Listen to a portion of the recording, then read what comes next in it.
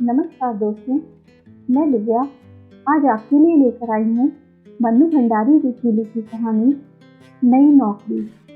अगर आपको ये कहानी अच्छी लगे तो इसे लाइक करना और मेरे चैनल को सब्सक्राइब करना ना भूलें। धन्यवाद। तो आइए सुनते हैं नई नौकरी। चाय की नौट ठीक करते हुए कुंदन आदेश देता जा रहा था। सोफे का कपड़ा कम पड़ गया है, तुम खुद लाकर दे देना। इनके जिम्मे कर दिया तो समझो सब चौपट। दरवाजे खिड़कियों का वार्निश आज जरूर पूरा हो जाना चाहिए। और देखो, प्लम्बर आएगा तो जहाँ जहाँ के नल और पाइप खराब हो सब ठीक करवा लेना। रमा पीछे खड़ी सामने के आईने में पड़ते कुंदन के प्रतिबिंब को देख रही थी। उसे लग रहा था नई नौकरी के साथ कुंदन की सारी पर्सनालिटी ही नहीं, बात करने का लहजा तक बदल गया है। इतना आत्मविश्वास आ गया है सारे व्यक्तित्व में, रौब जैसे टपका पड़ता है। होठों के कोनों में चुरूट दबाए जाने से पहले इसने सारे घर का एक चक्कर लगाया। यह भी रोज का एक क्रम हो गया था। पीछे के बरामदे में दर्जी सोफे के कवर सिलाई कर रहा था। कुछ दूर खड़ा मिस्त्री छोटे छोटे टिनों में वार्निश तैयार करते लड़के को कुछ आदेश दे रहा था। कुंदन को देखकर उसने सलाम ठोका। अब्दुल मियाँ, काम आज पूरा हो जाना चाहिए, तुम्हारा काम बहुत स्लो चल रहा है। काम भी तो देखिए सरकार, समय चाहे 2 दिन का ज़्यादा लग जाए पर आपको शिकायत का मौका नहीं दूंगा। मैं साहब काम की क्वालिटी पर। अच्छा अच्छा, कुंदन लौट आया। ड्राइंग रूम के पार्टीशन पर नज़र पड़ते ही कहा, इंटीरियर डेकोरेटर्स वालों के यहाँ फ़ोन ज़रूर कर देना, यह पार्टीशन बिल्कुल नहीं चलेगा। डिज़ाइन क्या बताया था, बनवा क्या दिया, रबिश। कुंदन गाड़ी में बैठा। रमा पोर्टिको की सबसे निचली सीढ़ी पर खड़ी थी। उसे लगा जाने से पहले एक बार वह फिर सारे आदेशों को दोहराएगा, पर नहीं। गाड़ी स्टार्ट करके खिड़की से जरा सा हाथ निकालकर हल्के से हिलाते हुए कहा, अच्छा बाय बाय। तो इसे ख्याल आया, यह तो उसकी आदत थी कि गाड़ी में बैठकर चलने से पहले वह नौकर के सामने बताए हुए सारे काम फिर से दोहरा दिया करती थी। तब कुंदन हंसता हुआ कहता था, बस भी करो यार, अब कितनी बार दोहराओगी, तुम इतनी बार कहती हो, इसी से वह गड़बड़ा जाता है। गाड़ी लाल बजरी की सड़क पर तैरती हुई फाटक से बाहर निकली और दूर होती हुई अदृश्य हो गई। रमा को लगा जैसे कुंदन उसे पीछे छोड़कर आगे निकल गया है, बहुत आगे, जैसे वह अकेली रह गई है। 1 महीने पहले वह भी कुंदन के साथ ही निकला करती थी। कुंदन उसे कॉलेज छोड़ता हुआ ऑफिस जाया करता था, पर अकेलेपन की अनुभूति तभी तक रहती जब तक वह पोर्टिको में खड़ी रहती। जैसे ही फ्लैट का दरवाज़ा खोलकर वह भीतर घुसती, लक डक फर्नीचर, शीशों के दरवाजे और खिड़कियों पर झूलते लंबे लंबे पर्दे, मिस्त्रियों की खटपट, नए नए डिस्टेम्पर और वार्निश की हल्की सी गंध के बीच न जाने कहाँ डूब जाती। काम की एक लिस्ट उसके पास होती जिन्हें उसे पूरा करना होता। काम करते मिस्त्रियों को देखना होता, मार्केट के 1-2 चक्कर लगाने होते और यह सब करते करते ही शाम हो जाती। ट्रिंग ट्रिंग ट्रिंग ट्रिंग। फोन उठाकर उसने नंबर बोला। कौन? मिसेस बर्मन? कहिए कहिए, क्या खबर है? मिसेस बर्मन शिकायत कर रही थी। कॉलेज छोड़े महीना होने आया, एक बार सूरत तक नहीं दिखाई, आउट ऑफ साइट। अरे नहीं नहीं, रमा ने बात बीच में ही काट दी। उसने थोड़ा सा झुककर कोहनी मेज पर टिका ली। उल्टे हाथ में पेंसिल लेकर वह फोन का संदेशा लेने के लिए जो पैड रखा था उस पर यूं ही आड़ी तिरछी लकीरें खींचने लगी। आज लंच के समय आओ ना, साथ बैठकर खाएंगे। तुम्हारे चले जाने से हमारा डिपार्टमेंट तो सूना ही हो गया। लंच के समय तो तुम्हें बहुत ही मिस करते हैं। और एक तुम हो कि जाने के बाद खबर तक नहीं ली। क्या बताऊं, इस नए घर को ठीक कराने के चक्कर में इतनी व्यस्त रही कि उधर आ ही नहीं सकी। अच्छा यह बताइए, सुधा, मालती, जयंती सब कैसी हैं? कहा ना, आज आ जाओ, सबसे मिल भी लेना, खाना भी साथ खाएंगे। आज? और एक क्षण को मन के भीतरी स्तर पर आज के सारे कामों की लिस्ट तैर सी गई। आज तो संभव नहीं होगा मिसेस बर्मन, क्षमा याचना के से स्वर में वह बोली। बस 1 सप्ताह और ठहर जाइए, फिर अपने इस नए घर की पार्टी दूंगी। देखिए अपनी रमा का कमाल, देखेगी तो समझेगी कि 1 महीने तक क्या करती रही। फिर और 2-4 इधर उधर की बातें और हल्की फुल्की सी मजाकें हुई और रमा ने फोन रख दिया। फोन रखने के बाद नए सिरे से इस बात का बोध हुआ कि कॉलेज छोड़े उसे 28 दिन हो गए। जाना तो दूर, उसे कभी ख्याल भी नहीं आया वहाँ का। आश्चर्य के साथ साथ उसे थोड़ी सी ग्लानि भी हुई। वह क्यों नहीं गई, कैसे रह सकी बिना गए। आज बर्मन का फोन नहीं आता तो पता नहीं और भी कितने दिनों तक उसे उधर का ख्याल ही नहीं आता। क्या सचमुच वह बड़े अफसर की बीवी बन गई है? उसे मजाक में कसा हुआ जयंती का रिमार्क याद आया। एकाएक मन हुआ कि अभी चल पड़े, एक बार सबसे मिल ही आए। मना करने के बाद पहुंचकर वह सबको प्लेजेंट सरप्राइज देगी। उसने रसोई में जाकर 10-12 आलू के पराठे और चाट तैयार करने को कहा। ये दोनों चीज़ें वहाँ सबको बहुत पसंद थीं। सारे डिपार्टमेंट में वह और मिसेस बर्मन ही विवाहित थीं। बाकी सब कॉलेज हॉस्टल में रहती थीं और अच्छी अच्छी चीज़ें खाने की उनकी फरमाइशें बनी ही रहती थीं। उसे अपनी फेयरवेल पार्टी की याद आई। 10.5 साल की सर्विस थी। प्रिंसिपल ने अनेकानेक शुभकामनाओं के साथ फूलों के बड़े से गुलदस्तों के बीच पार्कर पेन का एक सेट रख दिया था। मिसेस चोपड़ा, आप इसी पेन से अपनी थीसिस पूरी करिए। जब भी वापस काम करने का मन हो, बिना किसी संकोच के चली आइए। यहाँ आपका हमेशा ही स्वागत है। उसके डिपार्टमेंट की सभी लेक्चरर्स गाड़ी तक छोड़ने आई थी। भाई रमा जी, कॉलेज भले ही छोड़ दीजिए, पर लंच के समय खाना लेकर जरूर आ जाया करिए। तो उसकी नम आंखों में भी हंसी चमक उठी थी। तब उसे कुंदन की बात याद हो आई थी। तुम वहाँ पढ़ाने जाती हो या खाने? फोन पर भी जब तुम लोगों की बातें होती हैं तो खाना ही डिस्कस होता है। उसने केवल उन लोगों से ही नहीं कहा था, बल्कि मन में भी सोचा था कि लंच के समय वह कॉलेज चली ही जाया करेगी। आखिर उसे भी तो अपने को कॉलेज से एकदम काट लेने में काफ़ी कष्ट होगा। इस तरह धीरे धीरे तो फिर भी। तो क्या कुंदन ने ठीक ही कहा था? कॉलेज छोड़ने का निर्णय लेकर वह चुपचाप रो रही थी और कुंदन उसे समझा रहा था। मैं कह रहा हूँ, तुम्हें कतई अकेलापन नहीं लगेगा। तुम जरा भी कमी नहीं महसूस करोगी। Dadar, you will feel relieved. कितना स्ट्रेन है तुम पर आजकल। कुंदन को एकाएक विदेशी कंपनी में इतनी बड़ी नौकरी मिल जाएगी, इसकी आशा औरों को चाहे रही भी हो, कुंदन को बिल्कुल नहीं थी। डॉक्टर फिशर से पिछले 8 साल से उसके संबंध थे, विशुद्ध व्यावसायिक संबंध। उनकी प्रशंसा और सद्व्यवहार को भी वह व्यावसायिक औपचारिकता से अधिक कुछ नहीं मानता था। पर 10-12 दिन तक केवल जश्न ही मनाया था रमा और कुंदन ने। पैसे की उसे इतनी लालसा नहीं थी, पर मारवाड़ी कंसर्न का काम उसके टेम्परामेंट के बिल्कुल अनुकूल नहीं था। रमा इस नए माहौल से नितांत अपरिचित नहीं थी। क्लब, डांस, डिनर, कॉकटेल, यह सब वह बचपन से देखती आई थी, पर बस देखती ही आई थी। उसने अपने को कभी घुला नहीं पाई थी। डॉक्टर फिशर ने कुंदन को नौकरी ही नहीं दी थी। धीरे धीरे वे उसकी सारी जिंदगी का पैटर्न भी तय कर रहे थे। उसे 2-3 क्लबों का मेंबर बनना पड़ा। आए दिन दूसरी कंपनियों के बड़े बड़े अफसरों को एंटरटेन करना पड़ता। विदेशियों को हिंदुस्तानी खाना खिलाने के बहाने उसे घर में भी बड़ी बड़ी पार्टियां करनी पड़ती। और 3 महीने पहले उसे कंपनी की ओर से यह फ्लैट मिल गया था। उसने सोचा वह अपने इस नए घर को निहायत ही ओरिएंटल ढंग से सजाएगा। विदेशियों के लिए तो यही नवीनता होगी। पर घर के लिए नया फर्नीचर बनवाने, चुन चुनकर चीज़ें खरीदने के लिए दोनों में किसी के पास भी समय नहीं था। कुंदन चाहता था यह काम रमा को करना चाहिए। उसकी रुचि बहुत अच्छी थी, यूँ भी यह काम उसी का था। फिर उसकी सुरुचि और सुघड़ता के तो हल्ले भी थे मित्रों के बीच में, पर रमा के पास समय ही नहीं रहता। सवेरे उठकर वह बंटी को तैयार करके स्कूल भेजती, फिर खुद तैयार होती। तैयार होते होते ही वह नौकर को आदेश देती जाती, सारे दिन का काम समझाती। नाश्ता करते करते वह अपना लेक्चर तैयार करती। तैयार तो क्या करती, बस सूंघ भर लेती। फिर 9 बजे कुंदन के साथ ही निकल जाती। 3 के करीब वह लौटती, थोड़ा आराम करती और फिर शाम की तैयारी। बाहर नहीं जाना होता था तो घर में किसी को आना रहता था। रात 11 साढ़े 11 पर वह सोती तो थक कर चूर हो जाती। कुंदन को उस समय हल्की सी खुमारी चढ़ी रहती। कहता, डोंट बी सिली, पार्टी में कैसे थक जाती हो, गाड़ी में बैठकर जाती हो, खाना पीना हंसी मजाक इनमें भी कहीं थका जाता है, गाड़ी में बिठा कर ले आता हूँ। रमा तब केवल सुनी सुनी आंखों से उसे देखती रहती। मन की भीतरी परतों पर हिस्ट्री के भी टॉपिक्स तैरते रहते जो उसे कल पढ़ाने होते और जिन्हें वह जबरन ही दिमाग से बाहर ठेलने का प्रयास करती। कुंदन उसे बताता रहता कि डॉक्टर फिशर उससे कितने खुश हैं, कितना इम्प्रेस कर रखा है उसने। एकाएक ही उसे अपना भविष्य बहुत उज्जवल दिखाई देने लगा है।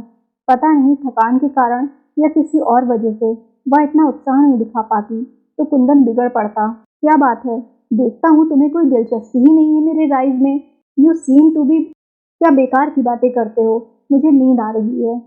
कभी कुंदन फोन पर कह देता कि ठीक 7 बजे तैयार होकर रहना, और आकर देखता कि वह तैयार हो रही है तो बिगड़ पड़ता।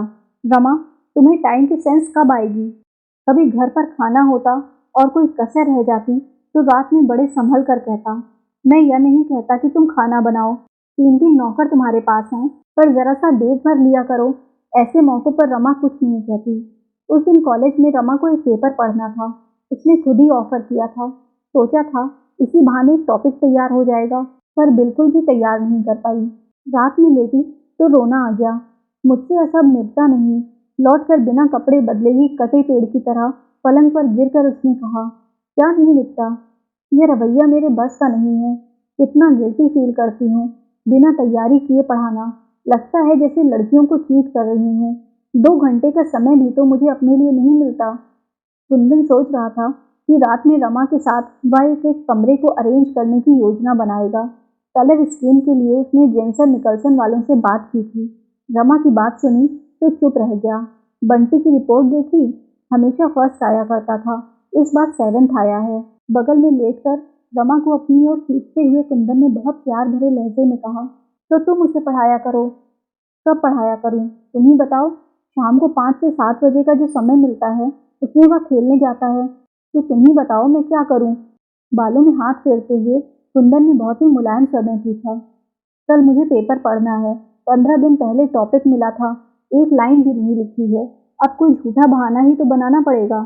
कुंदन की उंगलियां बालों पर से उतरकर गालों पर फिसलने लगी। 10 साल पूरे हुए। 6 8 महीने में अपनी थीसिस सबमिट कर देती तो मेरा सिलेक्शन ग्रेड में आना निश्चित ही था, पर ऐसी हालत रही तो। और रमा रो पड़ी। दूर कहीं कुंदन के कानों में डॉक्टर फिशर के शब्द गूंज रहे थे, जनवरी में जर्मनी से डायरेक्टर आने वाले हैं, हमें यहाँ का सारा काम दिखाना होगा। एक नया प्लांट बिठाने की भी योजना है, उसके लिए कुछ रिस्पॉन्सिबल लोगों की ज़रूरत होगी। Some smart young man, business में सोशल कॉन्टेक्ट्स पे करते हैं। You will have to be very social. Kundan को इन बातों में हमेशा अपने लिए कुछ संकेत, कुछ आश्वासन मिलते। लकली और वाइफ, तुम मुझे छोड़ जाया करो।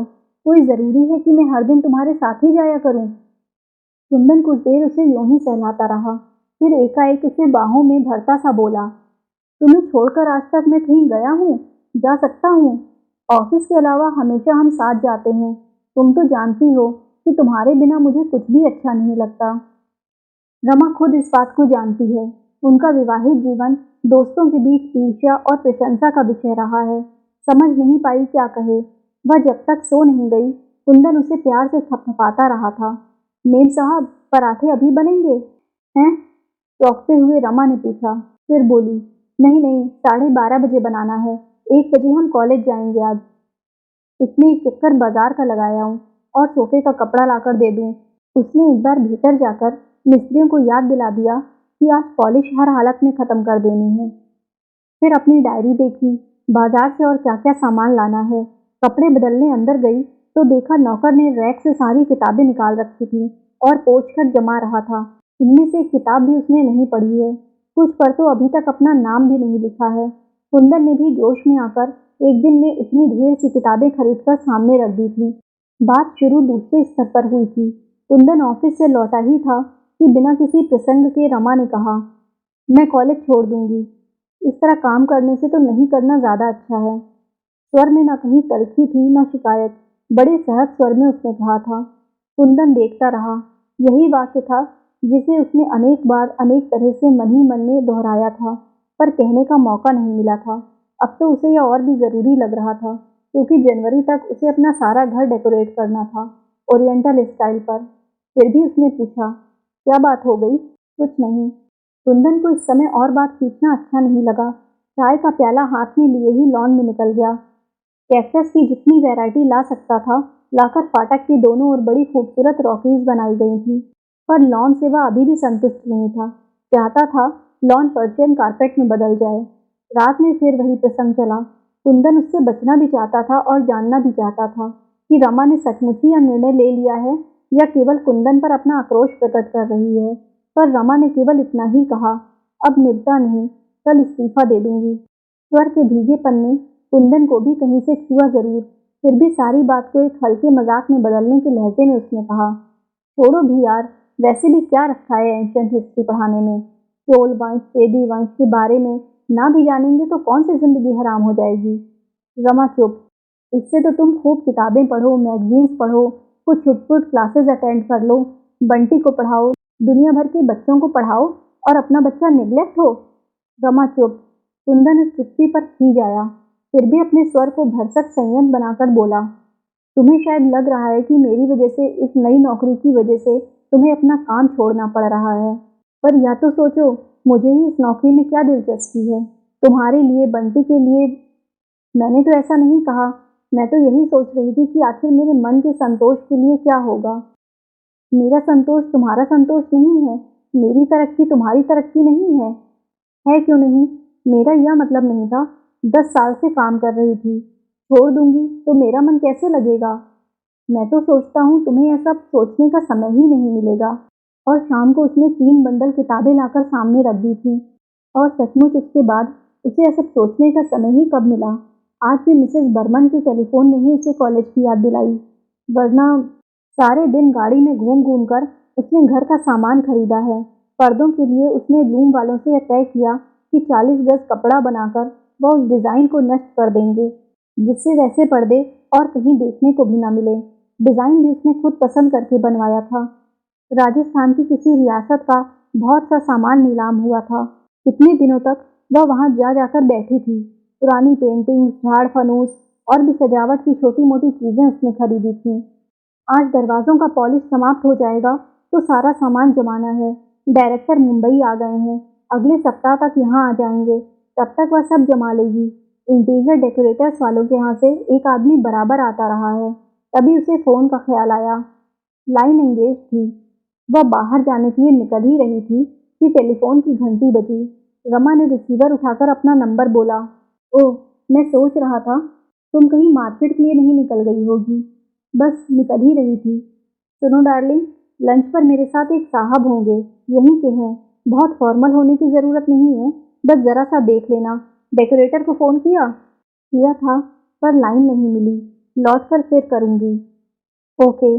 रसोई में जाकर रमा ने कहा, थोड़ी सब्जियां उबाल कर इन उबले हुए आलूओं में मिला दो। पराठे नहीं बनेंगे, वेजिटेबल कटलेट बना देना। फिर उसने फ्रिज खोलकर देखा, सब कुछ था। जब वह कॉलेज जाती थी तो कुंदन का लंच ऑफिस जाता था, पर आजकल वह लंच के लिए घर ही आता है। पहली तारीख लंच के लिए कुंदन आया।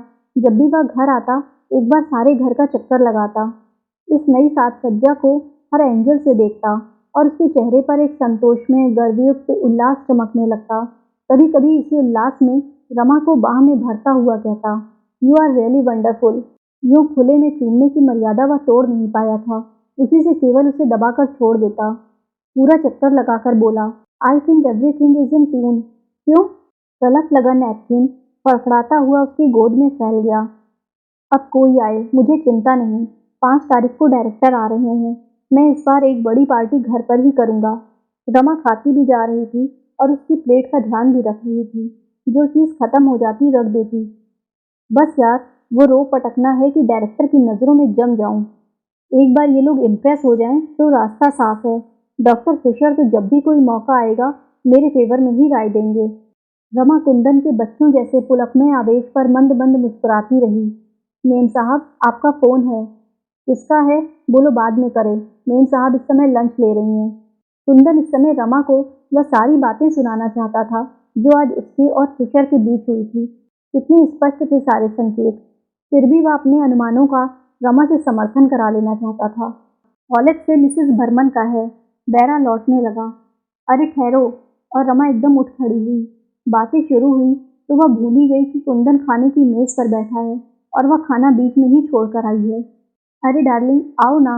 तुम औरतों का भी बस एक बार चरखा चल जाए तो खत्म ही नहीं होता। रमा लौट ही रही थी। चरखा क्या? कोई इतने अपनेपन से बुलाए तो मैं ठीक से बात भी ना करूं? यह भी कोई बात हुई भला? अच्छा अच्छा, अब अपना खाना खत्म करो। तुम्हारा हो गया तो तुम उठो ना। नो नो, ये कैसे हो सकता है भला? खाने के बाद कॉफ़ी लेकर इसी चेयर पर आराम करते हुए कुंदन ने सिगरेट सुलगा ली और गोल गोल छल्लों के रूप में धुआं उगलता रहा। फिर रोज़ की तरह 5 मिनट के लिए आंखें मूंद ली। रमा अखबार पलटने लगी। अब चलें? झटके से कुंदन उठ खड़ा हुआ। कोट उठाया तो तनख्वाह की याद आई। भीतर की जेब से नोट के 2 बंडल निकाले, एक बड़ा दूसरा छोटा। अरे यह क्या, तनख्वाह ले आए? आज क्या पहली तारीख हो गई? रमा को आजकल तारीख और दिनों का कुछ ख्याल ही नहीं रहता।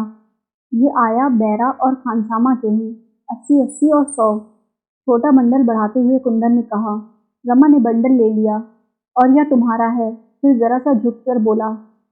अब जो मुनासिब समझो, इस गुलाम को 5 सिगरेट के लिए दे देना, और हंस पड़ा। रमा भी मुस्कुरा दी। बब आए और लाल बजरी की सड़क पर तैरती हुई कुंदन की कार रमा को वहीं छोड़कर आगे चली गई। धन्यवाद।